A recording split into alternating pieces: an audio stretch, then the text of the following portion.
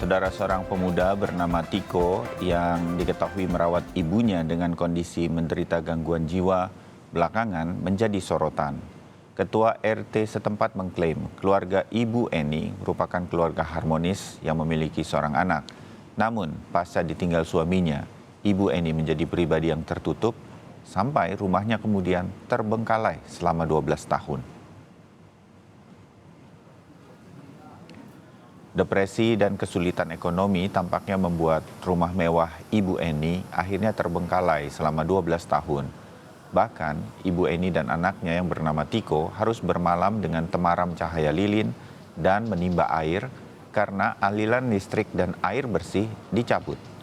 Ketua RT setempat menyebut Tiko sang anak hidup dengan menjadi petugas keamanan di lingkungan rumahnya untuk memenuhi kebutuhan sehari-hari. Warga pun beberapa kali telah mencoba untuk membersihkan rumah mewah Ibu Eni, namun selalu mendapat penolakan karena Ibu Eni tidak ingin ada orang lain masuk ke rumahnya. Mungkin bayar air juga ya, sehingga diputus.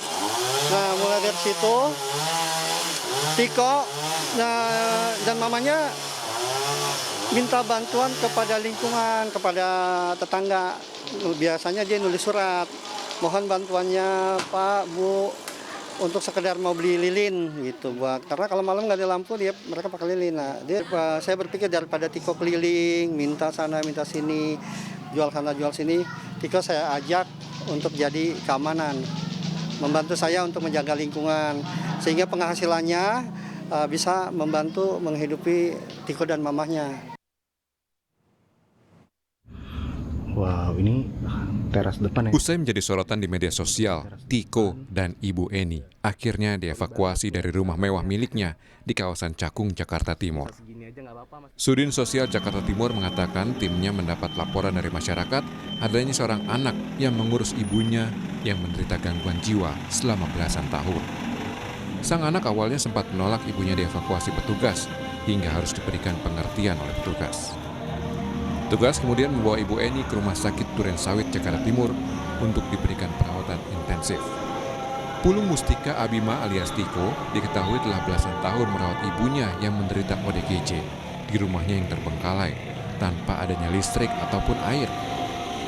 Untuk kebutuhan sehari-hari seperti memasak dan minum, Tiko biasa membuat tungku api dan menampung air hujan. Kami dari tim reaksi cepat P3S Suku Dinas Sosial menerima laporan dari salah satu YouTuber yang menangani masalah ODGJ, yaitu Mbak Novi Pratiwi.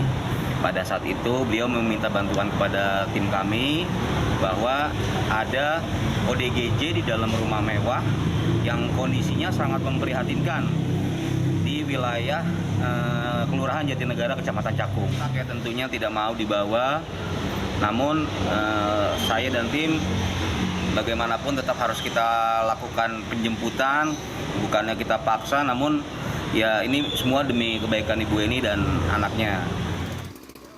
Usai dievakuasi, petugas pemadam kebakaran Jakarta Timur menyemprotkan cairan disinfektan di rumah mewah yang dihuni Ibu Eni dan Tiko.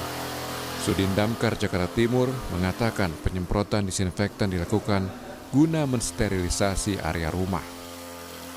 Disinfektan pada hari ini di rumah Bu Eni dan Tiko kita lakukan karena memang pandemi ini baru saja selesai, ya tidak ada suatu perkembangan COVID-19-nya, sehingga perintah kepala dinas juga untuk segera diinspektan agar aman siapapun yang lalu lalang untuk masuk ke dalam rumah Bu Eni. Sejak tahun 2010, Ibu Eni hanya hidup bersama putra sematawayang bernama Tiko pasca ditinggal suami. Selama 12 tahun, Ibu Eni dirawat oleh Tiko yang harus putus sekolah saat memasuki bangku SMP. Sebelum akhirnya Tiko sekolah kembali mengambil paket C. Ardi Praseno, Kompas TV, Jakarta.